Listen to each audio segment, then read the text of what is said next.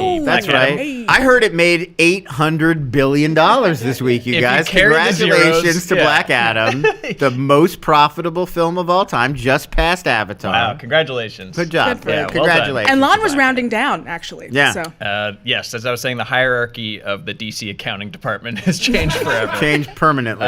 So we're here to talk about the Honest Trailer. We'll show you deleted scenes, answer your questions, so keep those coming in the chat. And then we will tease you with next week's episode. Gonna be a fun one. But you know what else was kind of fun? Black Adam. I didn't hate this movie. I thought it was stupid but enjoyable. I liked thought it. that it felt like a throwback superhero film when they were still figuring things out, like a X-Men, Daredevil era, but a higher quality. But they've learned a few tricks along the way. Yeah. It's got that. There are some beats in this that feel like what I feel like we always wanted out of those X-Men movies and never quite got. I'm not saying this is better than every X-Men movie. I know the internet likes to take this out of context, but the X-Men movies it was always like, well, the team's been destroyed and the whole movie is going to be about getting the team back together. Or we got a whole new team and they're all young recruits. Let's get started. And you're never just like, the X-Men are together and they get a phone and they're like, yes, Mr. President, we're on our way to the mission. We're getting the X-Jet right now. And like, it's never just that. It's never just like an issue of a comic book where the team fully formed goes on a mission. And this is... The team, Justice Society, there they fully are. formed, they get their coffee and they ride up on their motorcycles and they get in their jet and they go on a mission, and it really does have that feel bad, that throwback sort of low key kind of quality. The whole assembling the team sequence was cut down to just Amanda Waller asking, and that was it. She's just like, hey, can you guys come up and you got a team? You guys free? He's like, I got a team. Right. Let's like meet that team. It was like the superhero gig economy. Like they got an alert on their phone. Like there's a metahuman escaped. Oh, sorry, I'm too far. I'm gonna have to take I just went on my break. I don't want to go all the way out to Hawkman's place. It does also, like, there was all this, the MCU, we had like a 10-film arc of wrestling with, is it okay for the government to have a say in our superheroes? Or should we sign these accords that align us with? And in this one, it's just like, they're just the super CIA. Where it's just like they get a phone call and it's like, we need you for an assignment. It's like, right away, boss. It reminded me more of like a Godzilla movie than anything else, where it's like this primordial force like emerges from under the earth and the people around him are just like, go! Well, one kid in particular is like, no, Godzilla's here to help us. Yeah. But then everybody's like, Black Adam. Well, in Kahndaq, they're big fans because they've been taken over by an international gang of biker mercenaries for no clear reason. So you can imagine supposed to be the CIA. No, they're living under the yoke of sci-fi bikers, and why I still don't understand. I watched this movie 3 times. Intergang's just evil. It's like their thing. Why are the sci-fi bikers in control of an entire country? How did they get in control of an entire country? Why are they maintaining control of this entire country? What's their deal?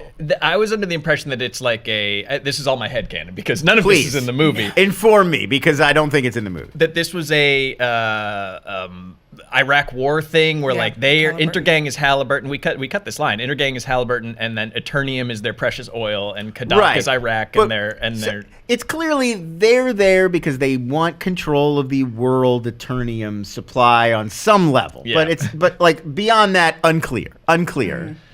Eternium, man. What can it makes you do crazy things. Got that Eternium. Let's before we launch in, let's do just a quick movie fight. Danielle, you have Eternium. Lon, you have Unobtainium from Avatar. What is the better Unobtainium? A precious metal. Go.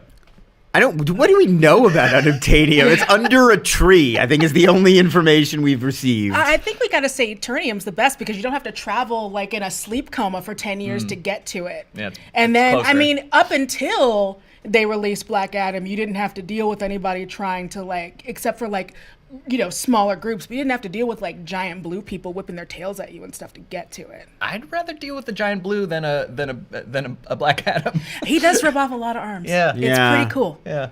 Any counterpoints? That's the best part. No, not really. All right, let's What about Vibranium? Where does Vibranium? That's clear. Vibranium does everything. It's in a breakfast cereal at this point. I feel like Vibranium and Eternium they're very they're only in one country. Yeah. There's a lot of similarities there. Or under the sea. Could be under spoiler. Oh my god. Nth metal. Okay, let's go. Nth metal.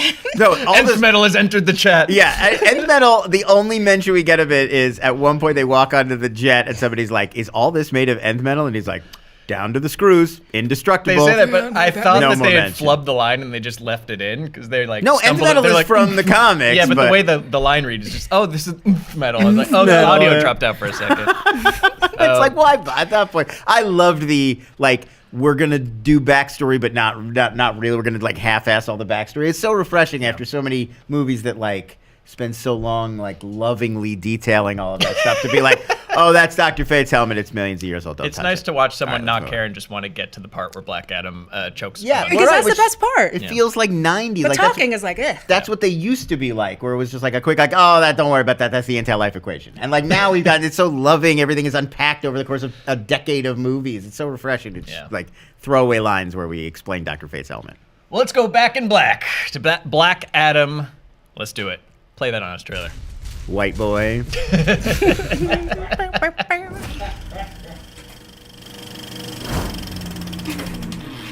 From DC, the studio who hides the heroes' faces in their intro because they're all about to get recast, comes a follow-up to their breakout hit Shazam, where Shazam's greatest nemesis finally faces off against whoever these guys are, in a film whose biggest selling point is the after-credit scene. Whoa, The Rock is gonna fight Superman, he's gone. Black Adam.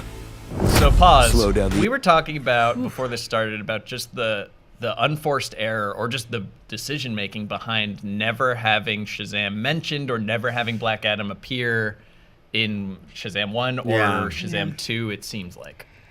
It really, it would have worked. I believe the original plan was that he was supposed to be the villain in Shazam 2, and then they were going to spin him off and do his own thing. And then, I don't know, man, Dwayne, and then it became like his own thing because it was like his passion project for forever. And I truly, honestly think that this would have done better this would have done better in the box office. It would have been a better story had they kept that plan. Sure. Because now Shazam, I'm like, I don't know what's going on. Apparently they're like writing new villains for it and like trying to figure out how that's going to work. And maybe it'll be fun. I don't know. I haven't seen it. But I just think that it would have been a better introduction to his character instead of having him come in, do all the Shazam stuff. The name that the thing that he says to make himself powerful or less powerful is Shazam, and yet no one talks about Shazam. Yeah. Where it's like, hey, don't we already have a guy looks like this, tall, white, red suit with like the Lightning thing on bolt. it? Yeah, got his powers from a wizard in a cave. It's same powers, called Shazam. Is none of this ringing bells? It's just also, we know continuity is a thing people like, and it sells, and when you can sell people on the idea that these stories are connected, that's part of what the fun is for audiences. They connect it to Superman. Right. But it's like, so And to Amanda not Waller, yeah. to not do that with the franchise that this character is from. Yeah. It's like, well, that's what was missing from the Well, it's marketing. It interesting seems 'cause like. Shazam Like 1 that's what people would have wanted to see. That would have gotten them more excited to go see this. Shazam 1, we got a headless Superman cameo at the very end. We did, and there's also they mention Black Adam not by name in Shazam. They talk about there was a champion who was guided by rage instead, and that went badly. Yeah. Also, And- no face. Yeah, like there's like a general enough they could fill in the Rock later if you wanted to. But then Shazam, Black Adam, we got Superman with a head. So Shazam 2, are we gonna get Superman's dong? We're gonna have a final credit scene where Superman hangs dong. Look, only if Freddy's in college. Okay. Yeah, this was why Cavill had to walk away from the Witcher franchise, because there was a morality clause in his contract. You can't drop Trow and any other projects, and he was like, "Look, James Gunn is very insistent." Yeah. Oh boy. Here we The go. weasel. All right, keep going. Old noggin for a superhero flick that asks nothing of its audience but to open up and say "Durr," where the themes never get deeper than talk versus punch. Fighting won't solve this. I disagree. Me too. Characters blurt out the backs of their own trading cards. The nanobots were injected into my bloodstream by this really messed up scientist who kidnapped me when I was 15. And you can Cool. feel the Okay. screenwriter Okay. writing. Nice. Put something better here later than never going back for a second draft. Our mission is to protect global stability. We're here to restore peace to Kandahar, and we will use force if necessary. Oh, yeah. Doing the best you That's can the with good what he got. stuff. Exposit me, baby. Intergang has taken over Kandak for its precious Eternium. Now, Black Adam will come out of his cave to stop them. But this resurrected Middle Eastern savior is less Jesus and more Zeus. This is a good stuff. Yeah. Oh, that's dope. As Black Adam rises to the top of the DC Universe's hierarchy of power, totally a thing, and just keeps on rising. And rising. Until he's a video game character with infinite health and 5 stars on GTA.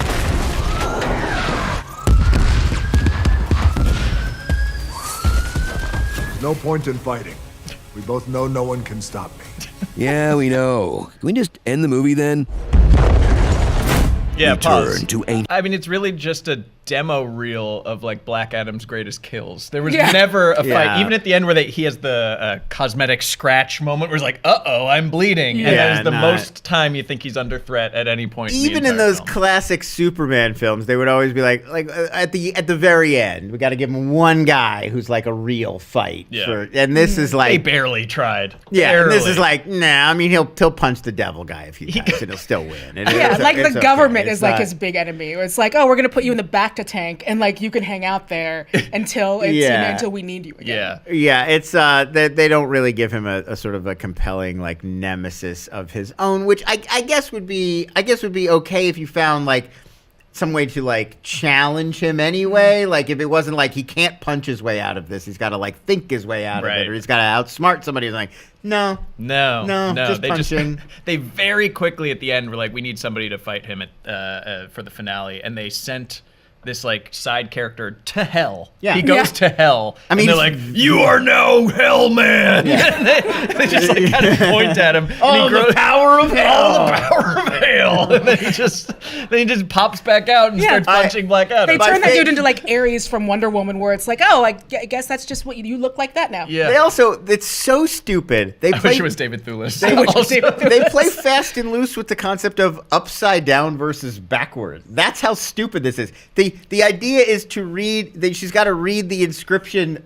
He reverses words. Okay. It's supposed to be the only path to life is death, or death is the only path to life, and they got to flip it. Mm-hmm. Life is the only path to death. And to read it that way, they flip the crown upside down. Like, that's not how flipping things upside down works. You don't transpose words. The letters would be upside down. They're thinking it's like race car, where you could read it like from one end to the other, and it'll be like.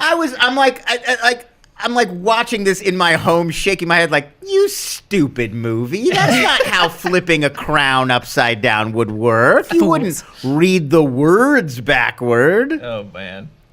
She's just that good. Mom. Oh, man. She's just that good at reading. It's literally the upside down. He has to go find Vecna, play him his favorite song. Will Hellman return? Hellman will return in Shazam 2. Let's keep going. Shazam goes to hell. When the legend of Teth Adam began, and meet a young boy destined to become the people's champion, and perhaps someday deliver the people's elbow, uniting them all under the symbol of Rockefeller Records in a series of fake-out flashbacks that are supposed to make you think this kid is young Black Adam. But the twist gets spoiled when they keep showing The Rock right next to him. There. That's you, Dwayne. We can still tell it's you when you're facing away. No one else looks that much like a really buff hot dog. Fighting him is the Justice Society, repeatedly, until everyone gets bored with the idea. How long we gonna keep doing this? Of whoever Amanda Waller can get on the phone. There's Hawkman, a billionaire crime fighter that Bruce Wayne just kind of forgot about when he was putting the Justice League together. Dr. Fate, a mystic who gets all hot and bothered whenever he rubs the tip of his helmet. Oh, yeah. That's the good stuff.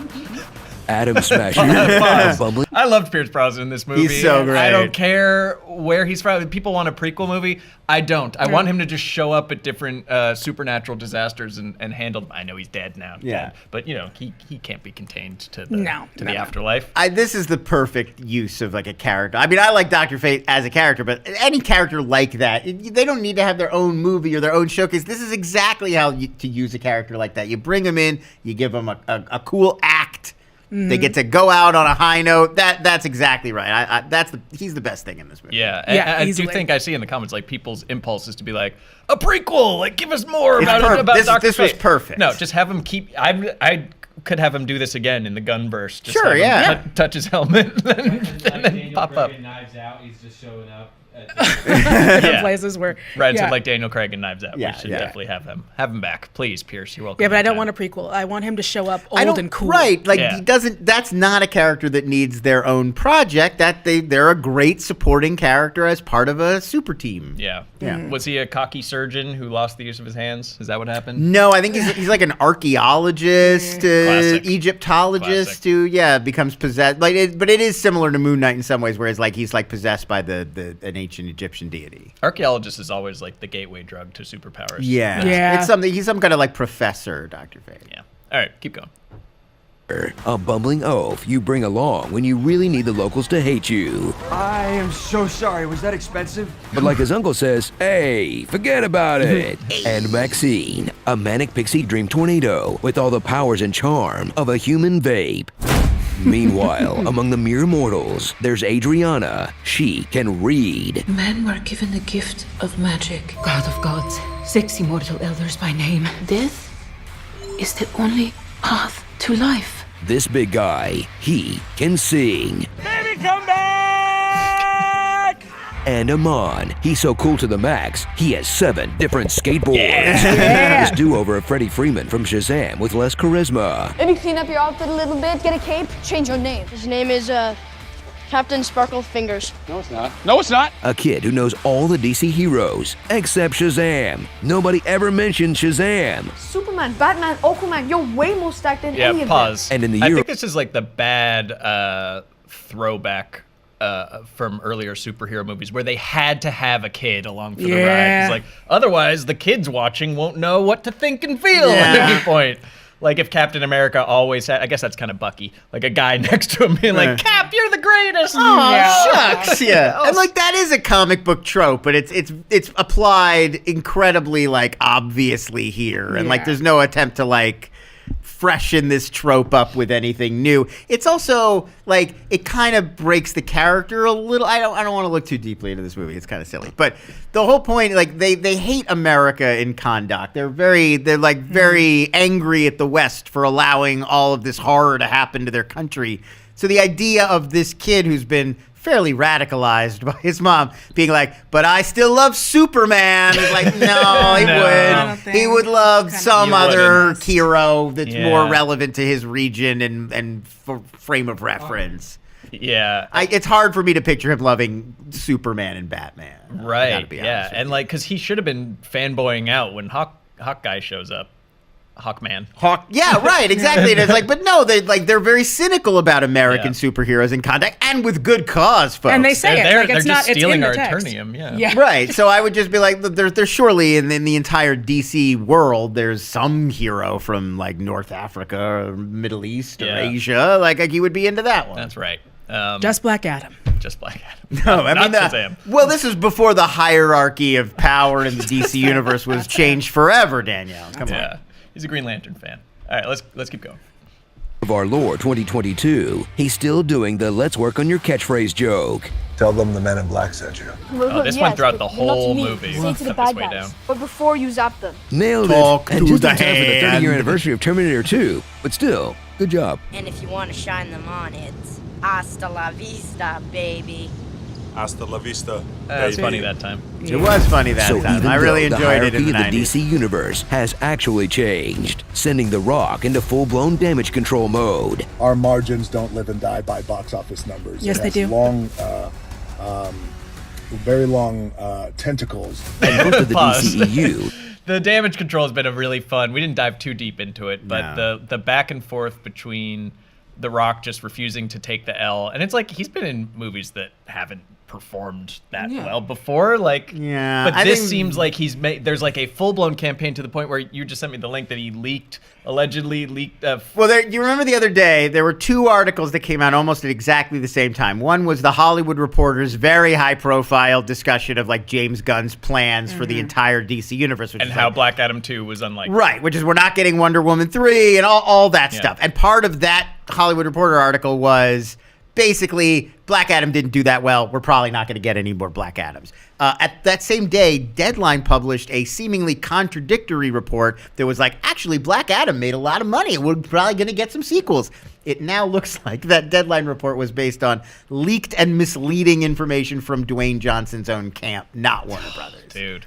I mean, I get why I guess this is really his passion project. Yeah. He's been talking about this since Southland Tales. Yeah, I think this was it's like a point of pride for him that he wanted it to be a huge thing, and he really wants to keep hope alive that he'll get to keep making more of these movies, and it's just done. It's not looking good. But he's got his epic Christmas franchise, Red One, on its way. So a Red Notice, if I've ever seen. Red Notice. They won't even say what it's about. It's just him and Chris Evans, and they blow up Santa Claus or something. Or our Santa Claus, or their Santa Claus and other things get blown up. That's now it's the only 2 genres of Christmas movies, like Killer Santa or Santa kicks ass. You own a gingerbread factory, mom and pop gingerbread store in a small town, and a rich gingerbread developer comes to town and you fall in he's love. got 24 hours to buy your ranch before Christmas, but it goes back 3 generations. Yeah. And sometimes Ashanti is there. I could actually name you the exact movie this is. And like also the bakery makes the best Christmas hot chocolate.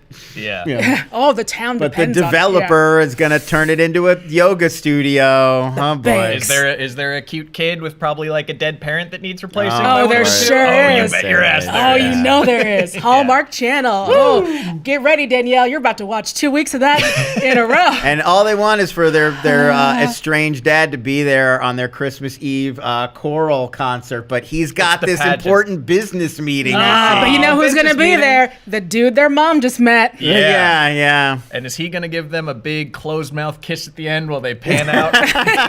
You betcha. You bet your turtleneck you will. All right. We've all seen Hallmark movies. Let's keep going. It's everywhere now. It's not just Hallmark. No, they're doing. My favorite is. We'll go back to the video in 1 second. I don't know if you guys have seen. Discovery Plus has started making them where they're produced by cable networks Discovery owns, like Food Network. Oh yeah. So I didn't know that. So yeah, it's like the whole Christmas movie. Guy Fieri Christmas.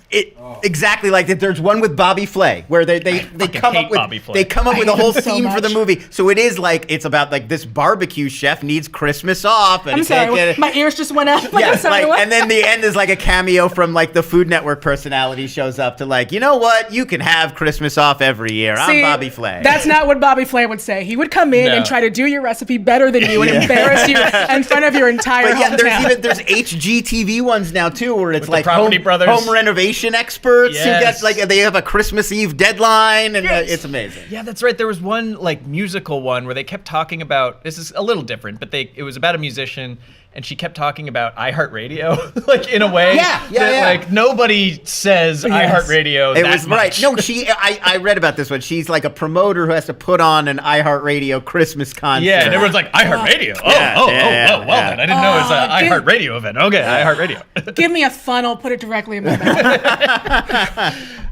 It's comforting, folks. It's comforting. Is it time for the honest Christmas movie? Every Christmas movie, yeah. No, I mean like making the movie, not. We actually made one. Yeah. Oh yeah. We can do it.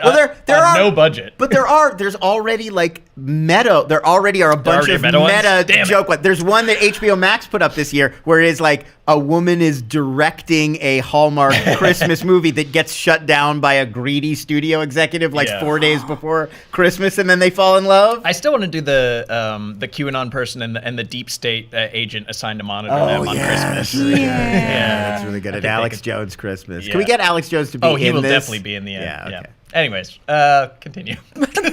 died on the way back to their home planets. Make room for a meat and potato story that gets the job done. A Pierce Brosnan who's only getting more easy on the eyes. Oh, yeah. And most importantly, it's got just enough PG-13 brutality to give grown men an alibi for watching a $400 million cartoon. See there, honey? Here's that other man's arm off. Only big boys are allowed to see that. Now let's go get you a video game on the way home. What do you say?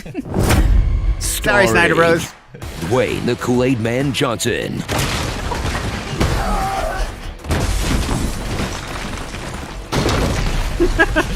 Oh yeah. Cash Money's Birdman. Gold Bond, Medicated Powers. Can-Man. Halle Bailey. Laura Soft. The anti-hero. So wait, the hero? I harrowed myself today to see if I still feel. And the Snyder Cuts.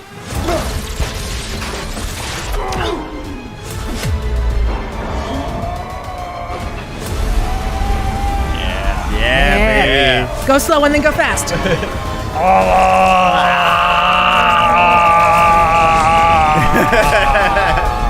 Look at that. That's a 300 shot if I ever saw one. Adam ruins everything. Oh, right, the main villain. I remember literally nothing about him, and neither will you. He did a sky beam. That's cute. There you go. Throwback. Yeah, I mean, Black Adam is the villain, right? He's the bad guy. He's the man in black. Yeah.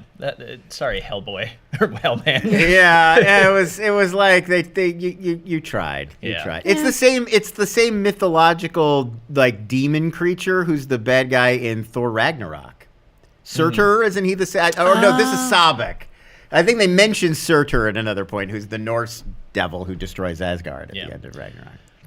Well, I mean, I enjoyed this more. Like, I think that this is a good use of the Zack Snyder house style, because it's a unapologetically dumb movie, and it doesn't like stop for 2.5 hours to talk about an extremely complicated, semi-philosophical plot to like pee in a jar and feed it to a senator. The best thing about it is that it's just like one of those classic, like it's a heroes on a mission getting into a fight over a city, and then the and when fight these is huge over. mythic creatures start fighting, you slow down so you can see all their muscles ripple. It really is like it knows what the fans want, and it doesn't. It's not trying to like dress it up and like rethink the genre or whatever. Yeah, and the talking. That's refreshing.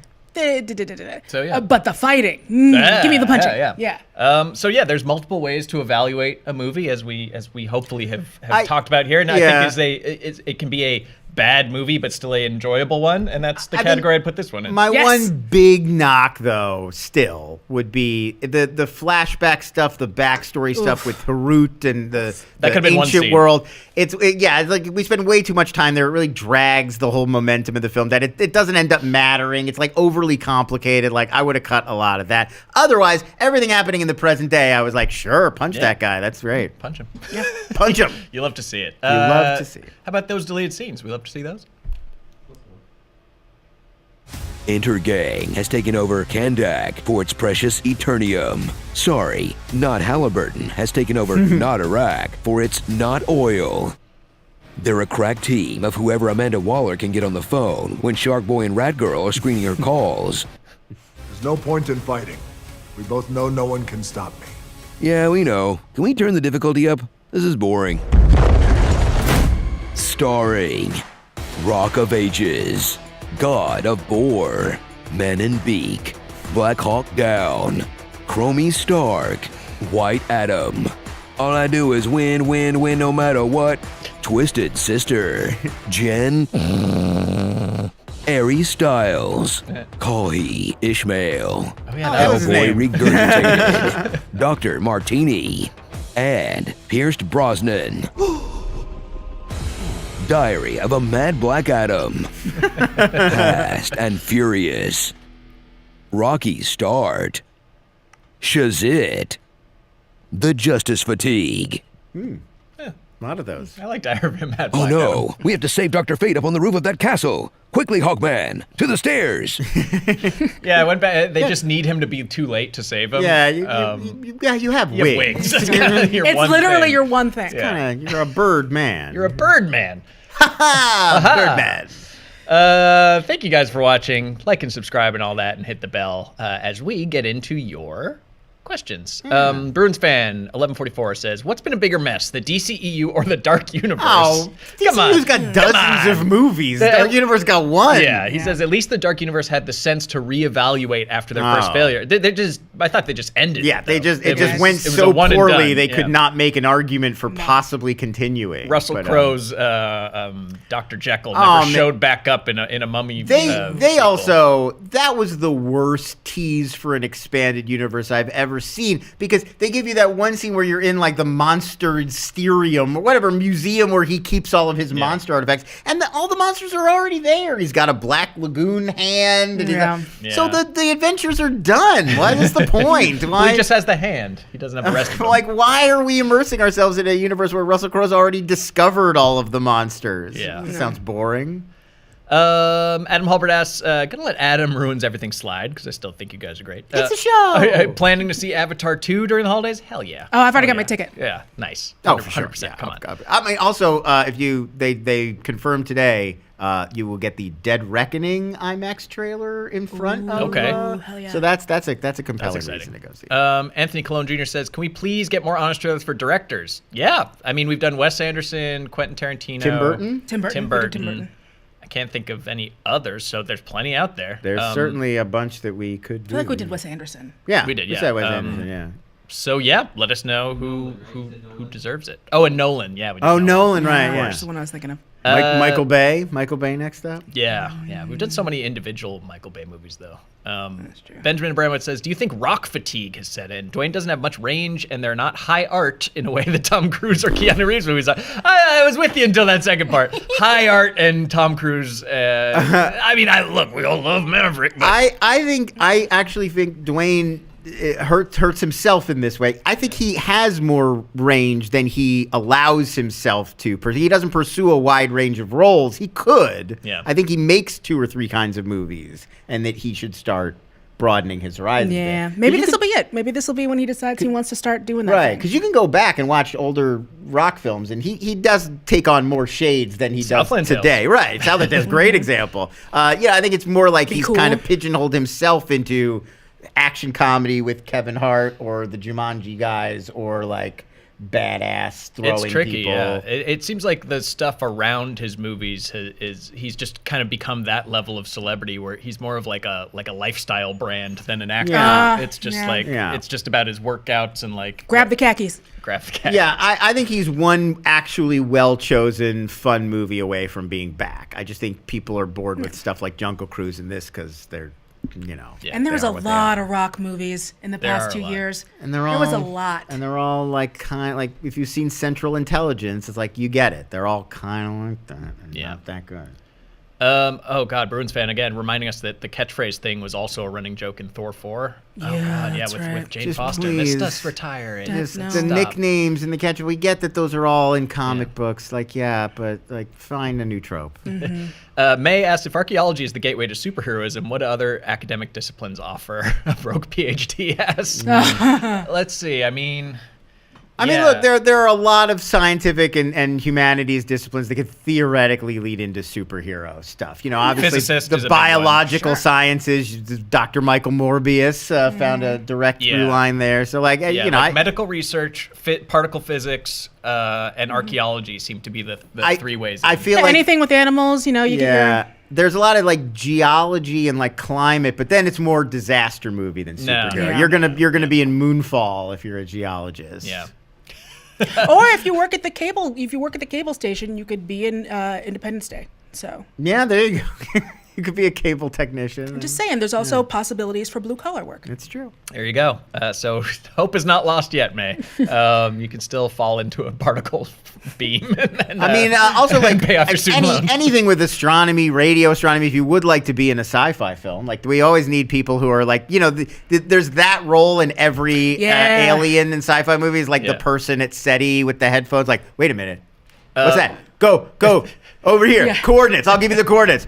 Is that something? Call Washington. You know, like in the middle of the need night, that some guy. dude's like waking up. I love it. You always need that. You always need that guy or girl. And if you come from, if you want to be a supervillain, come from humble beginnings and want to change the status quo in any way. that's the direct path to villain. Yeah.